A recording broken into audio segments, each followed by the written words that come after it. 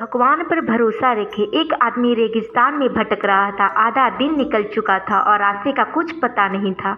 वह समझ नहीं पा रहा था कि किस तरह से उसी रेगिस्तान से बाहर निकले। उसके खाने पीने का सारा सामान खत्म हो गया था। प्यास से गला सूखा जा रहा था, लेकिन पानी का दूर दूर तक कोई नामो निशान नहीं था। थोड़ी दूर और चलने पर उसे एक झोपड़ी दिखाई पड़ी। वह इस आशा में झोपड़ी की ओर चल पड़ा कि वहां से उसे पानी अवश्य मिल जाएगा और वहां रहने वाले से रेगिस्तान के बाहर जाने का रास्ता भी पूछ लेगा। लेकिन झोपड़ी के पास पहुंचकर वह निराश हो गया। झोपड़ी खाली पड़ी थी, वहां कोई नहीं था। लेकिन उसके बाद भी उसने भगवान पर भरोसा रखा और झोपड़ी के अंदर गया। झोपड़ी के अंदर एक हैंडपंप लगा था।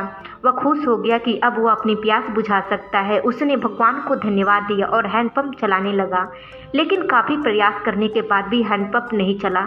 वह थककर चूर हो चुका था। वह जमीन पर लेट गया। पानी के बिना उसे अपनी ज़िंदगी खत्म होती हुई नजर आने लगी थी। तभी उसे झोपड़ी की छत पर पानी का एक बोतल लटकी दिखाई पड़ी। उसने उसकी जान में जान आ गई। उसने सोचा कि यह भगवान की कृपा है कि पानी की ये बोतल उसे दिखाई दी। अब वह पानी प्यास बुझा सकता है। उसने पानी की बोतल नीचे उतारी, लेकिन जैसे ही वह पानी पीने को हुआ तो उसकी नज़र बोतल के नीचे चिपके कागज़ पर पड़ी। उस कागज़ पर लिखा था, इस पानी का इस्तेमाल चलाने के लिए करें। जब हैंडपंप चल जाए तो पानी पी ले और फिर से इस बोतल में पानी भरकर वापस लटका दे जहां से आपने इसे उतारा था।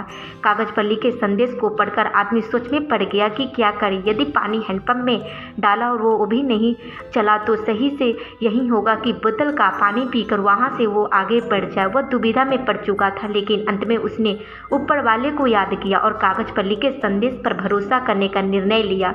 उसने बोतल का पानी हैंडपंप में डाल दिया और हैंडपंप चलाने की कोशिश करने लगा। 2-3 प्रयास में हैंडपंप चल गया और उसने ठंडा ठंडा पानी आने लगा। आदमी ने पानी पीकर अपनी प्यास बुझाई और बोतल में पानी भरकर उसे वापस उसी जगह पर लटका दिया जहां से उसने उतारा था। वह वहां से निकल ही रहा था कि झोपड़ी से एक कोने में उसे एक नक्शा और पेंसिल का टुकड़ा मिला। उसे नक्शे में रेगिस्तान से बाहर निकलने का रास्ता बना हुआ था।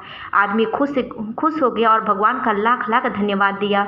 वह नक्शा लेकर बाहर निकल गया, लेकिन कुछ दूर चलने के बाद वह रुक गया और वापस झोपड़ी में आया। उसने पानी की बोतल के नीचे उसे कागज़ पर पेंसिल से लिख दिया। यकीनन मानो ये काम करता है।